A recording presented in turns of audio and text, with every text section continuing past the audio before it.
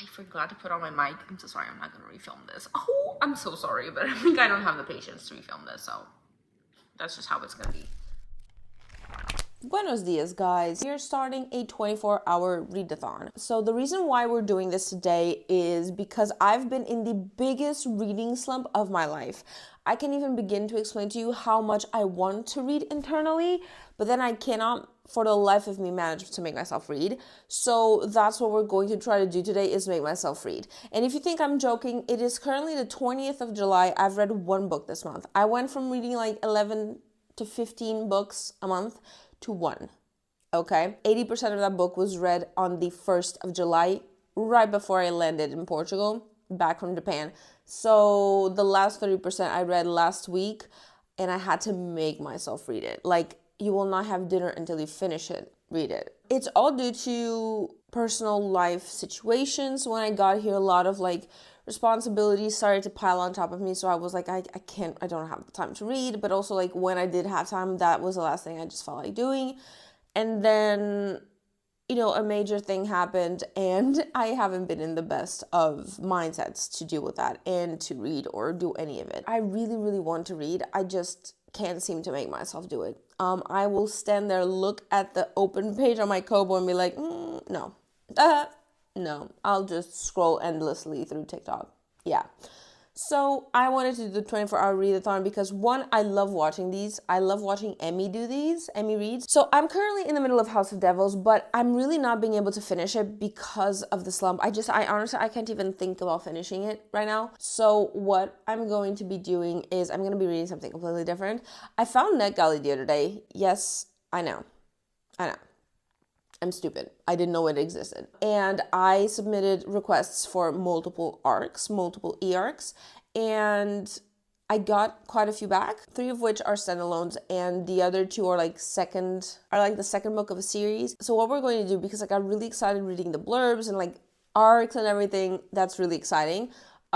We are going to be reading the 3 standalone arcs first and foremost. Those are the priority to see if I get like the juices flowing, new books, their arcs, like maybe I'll be excited enough to fix this whole thing. And then after those 3, we're going to consider what to read next. Are we going to go into one of the series where we have the second book as an arc? So are we going to read the first book and then the arc? Or are we going to read the House of Devils series? Or are we going to read Bury Our Bones in the Midnight Soil?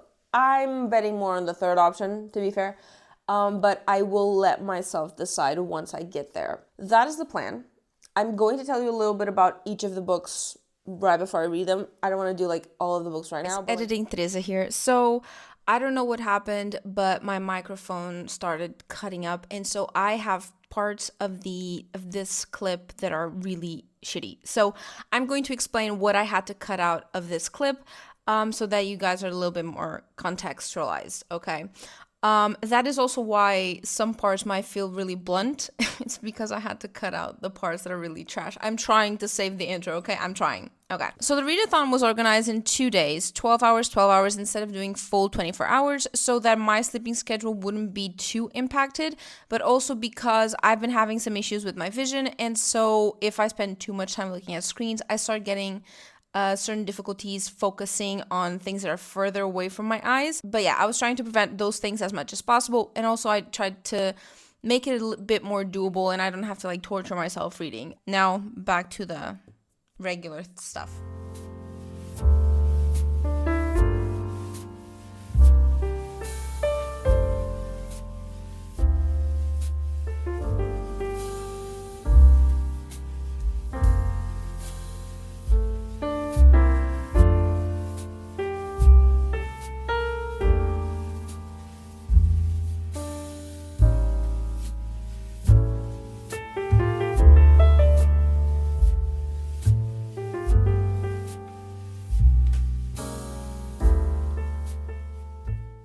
Okay, so I'm ready to go. Let's talk about the first book we're going to be reading. I've thought long and hard about this. which basically means I thought for like 5 minutes. So the first one we're going to be reading is The Apothecary Apprentice. It is by C.S. Doraga. Let me read you the blurb so you're kind of like in the same page as me. The Sienna has grown up in her master's shadow. Spurned by the village because of her heritage, she's content to remain there, waiting until she completes her apprenticeship to escape the village for good. But when a murder rocks her world, she chooses to brave the village that's never accepted her.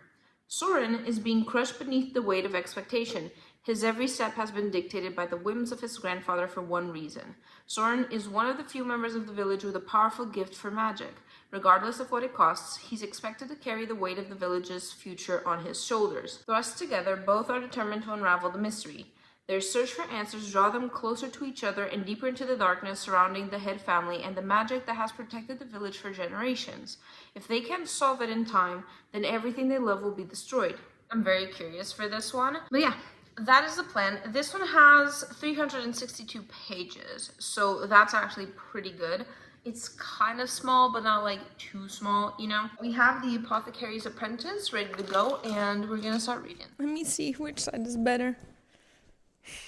There's no better side. Look, the cat is shedding. Okay, I'm so sorry if you can see cat hair everywhere. The cat is shedding. It's actually been crazy. I'm not allergic to cats, but even I have been having allergic reactions to it because he's shedding so bad. So it's not my fault. Okay, it's the cat's fault. That's my story and I'm sticking to it. Okay, the timer is counting. Let's get to reading, bitches.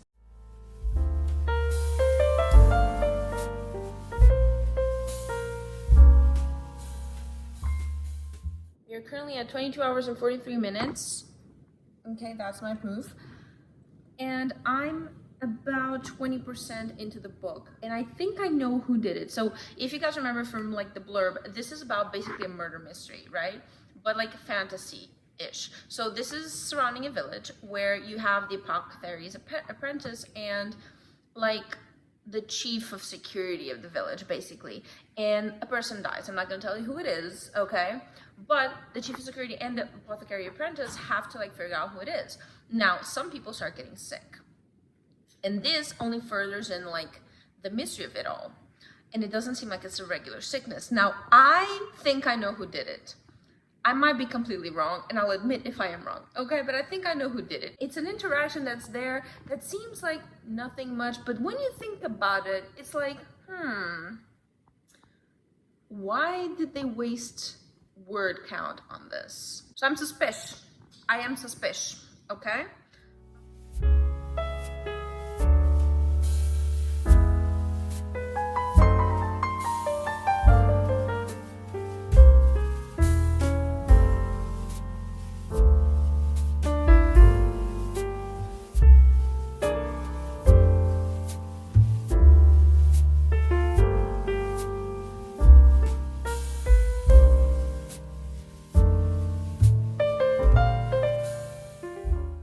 I finished the first book in our 24-hour readathon. The Apothecary's Apprentice has been read, and I absolutely loved it, okay? I ate it up like crazy. I think it was the perfect book to get me going after this reading slump. It was basically a murder mystery with like a lot of things going on, but like with an aspect of romance and a little bit of fantasy. But like it was just so well done, so well written. The guess I thought was the person that was like the killer.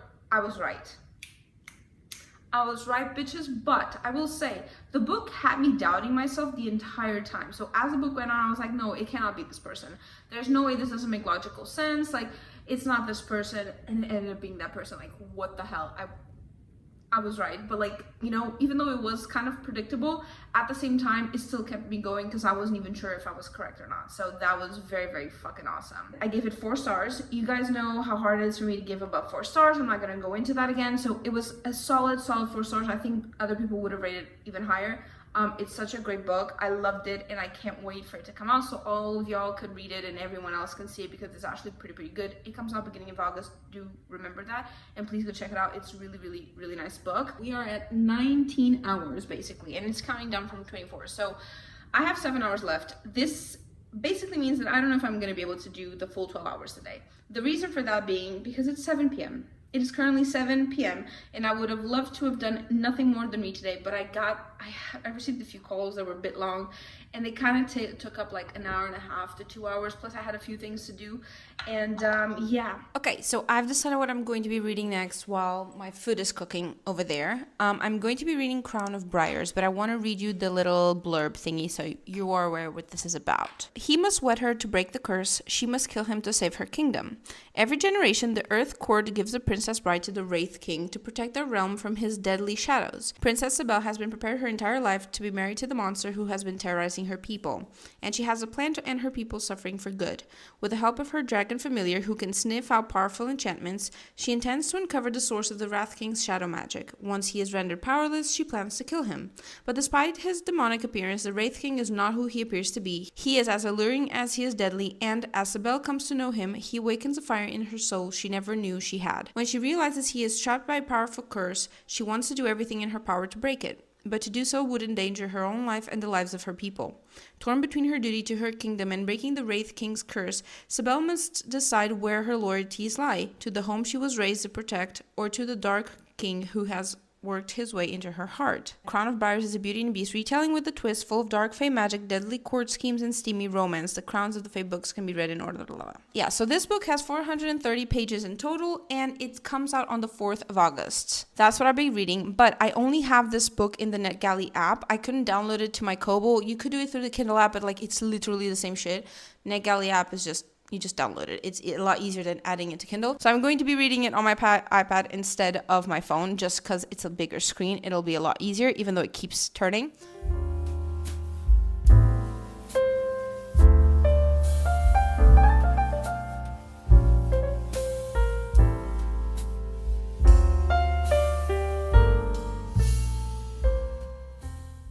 Yo, I'm reading. Don't mind me, I'm in pajamas. I'm reading. It's late.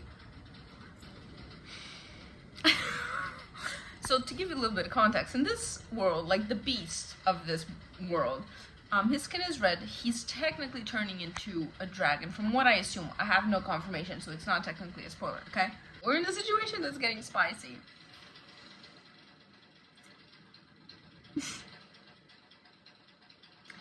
It's barbed. Excuse you?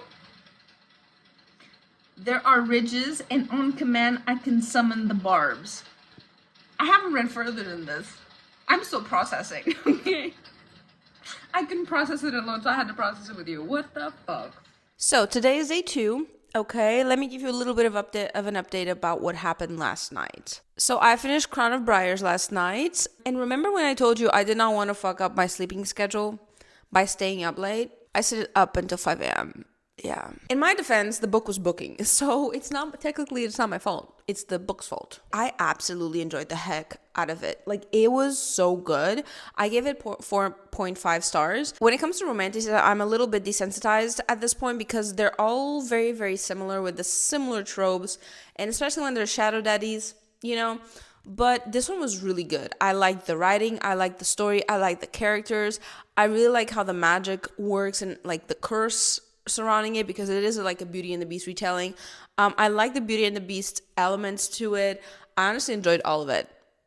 I loved every single second of it. But yeah, so today we're going to be reading Overmorrow. I want to give you guys a little bit of like information about this book. The book comes out in September. I think it's the 2nd of September of this year. It has a total of 330 pages, and this is very much teen YA fantasy, okay?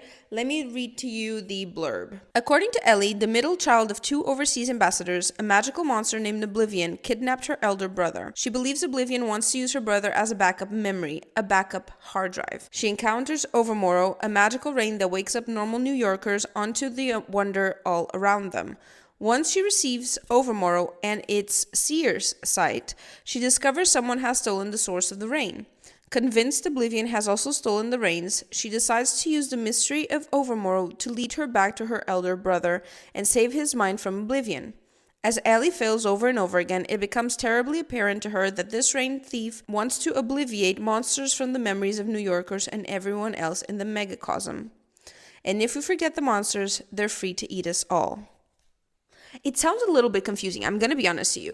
I think it sounds really intriguing, but It also sounds a little bit confusing, but I am really excited and I am ready for the fact that it is a teen book. Let's get to the reading, okay? I have some juice, I have some water, I have my kobu here and my little blanket, and I'm gonna like sit down, relax, and read a bit.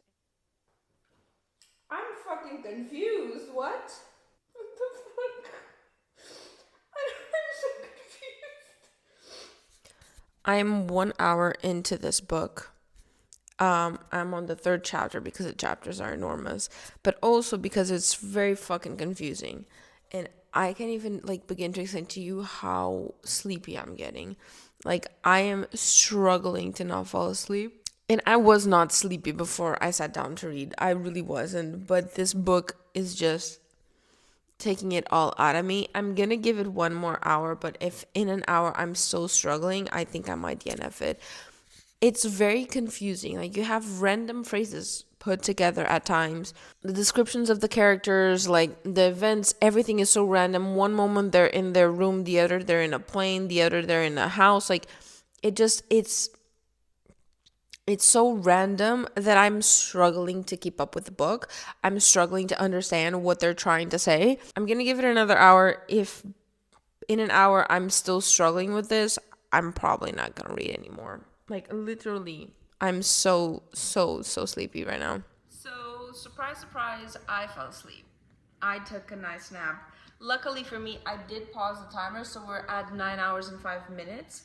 But I fell asleep. I was fighting sleep constantly. I was fighting for as long as I could. I kept seeing everything blurry. Got to a point where I realized I had fallen asleep for like a couple minutes. So I just paused the timer and I just took a quick nap. I don't think it was more than an hour because my Kobo didn't actually turn off. So it would automatically turn off at 1 hour. So I took a small nap. I have ADHD, and so when the book isn't stimulating enough for me, I start to fall asleep. This usually happens a lot with philosophy, okay? Like, I fall asleep with philosophy so quick, it's ridiculous. And so I think that maybe like this was confusing me so much. I wasn't understanding a single thing. I was like very like, what the hell is going on? That it got to a point where my brain started to shut down. I do think the story might have its merits. I do think the writing is just killing me right now. It's not badly written. It's a lot of nonsense. It's a lot of like, it's a lot of things jumbled at once, and we're seeing it from the POV of a 12-year-old, which makes it even more confusing. Just the first chapter, the first few pages of the first chapter, when she's talking to her mom, I've never had something so confusing in my life. The thing that kept coming to my mind was that audio, you're confused, I'm fucking confused. And like, that is literally what was going through my mind. Okay, y'all. Let's chit-chat for a bit while I take a break, eat some ice cream, just take a break. So in regards to Overmorrow, I think I'm going to be DNFing the book. What really surprised me with this book was like how I fell asleep immediately. I haven't experienced that in a really, really long time. And usually I would only experience that with philosophy. And I knock out completely. I don't know why, but my brain hates it. And this book has a lot of it, which doesn't make a lot of sense.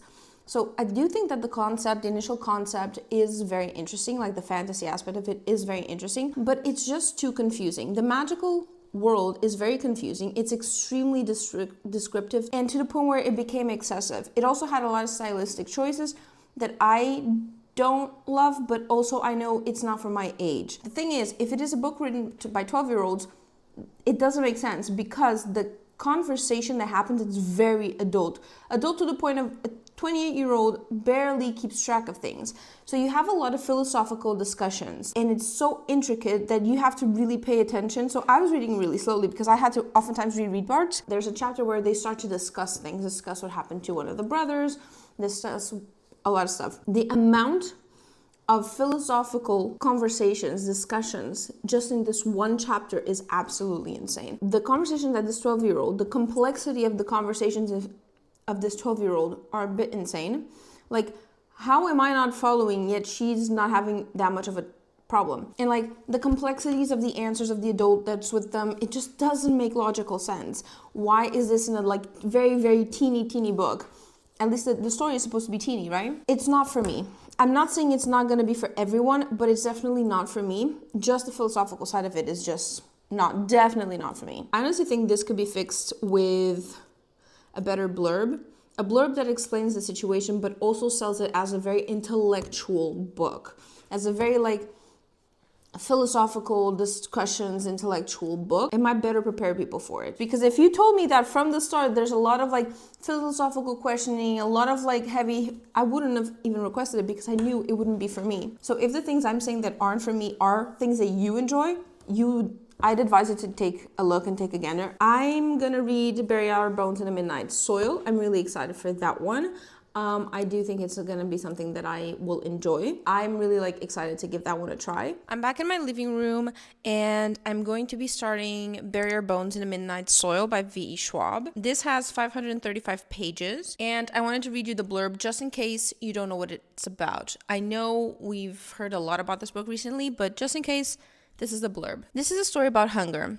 1532, Santo Domingo de la Calzada, a young girl grows up wild and willy. Her beauty is only outmatched by her dreams of escape. But Maria knows she can only ever be a prize or a pawn in the games played by men. When an alluring stranger offers an alternate path, Maria makes a desperate choice. She vows to have no regrets. This is a story about love. 1827, London. A young woman lives an idyllic but cloistered life on her family's estate until a moment of forbidden intimacy sees her shipped off to London. Charlotte's tender heart and seemingly impossible wishes are swept away by an invitation from a beautiful widow, but the price of freedom is higher than she could have imagined. This is a story about rage. 2019, Boston. College was supposed to be her chance to be someone new. That's why Alice moved halfway across the world, leaving her old life behind, but after an out-of-character one-night stand leaves her questioning her past, her present, and her future, Alice throws herself into the hunt for answers and revenge.